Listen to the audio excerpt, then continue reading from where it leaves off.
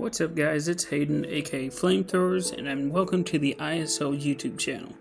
I'm here to tell you about the off-season project that the ISL wants to do as we wait for the next season.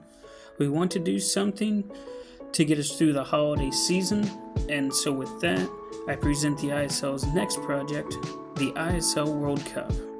Our goal is to have 30 teams compete in this event, and it will last throughout the holiday season. We will split the 30 teams into 6 divisions. Each team will play every team in their division one time, which means every team in this tournament will play 4 games and have 1 bye week. The 6 division winners will advance to the playoffs and will be seeded by record and differential. The remaining 8 playoff spots will go to the top remaining teams.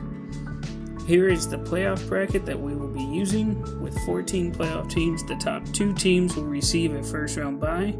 Another thing to keep in mind is that we will be reseeding throughout this tournament, which means that in the quarterfinals, the lowest seeded team remaining will play the first seed, and so on.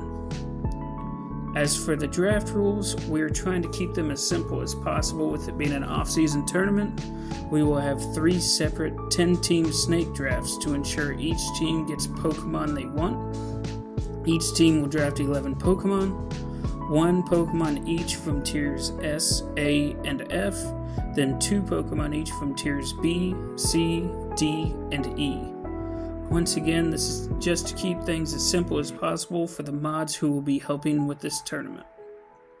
All box art legends are banned, and all Pokemon not listed in the tiers are banned.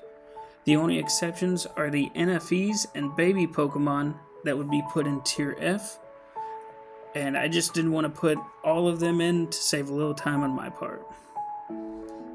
The Terra rules are also going to be simple for this tournament. Each Pokemon in tiers C, D, E, and F will be allowed to Terra.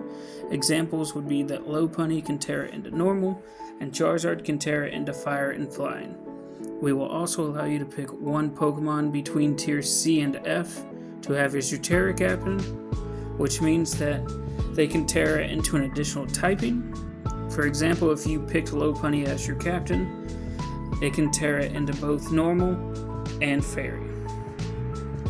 The transaction rules are going to be how we basically normally have them.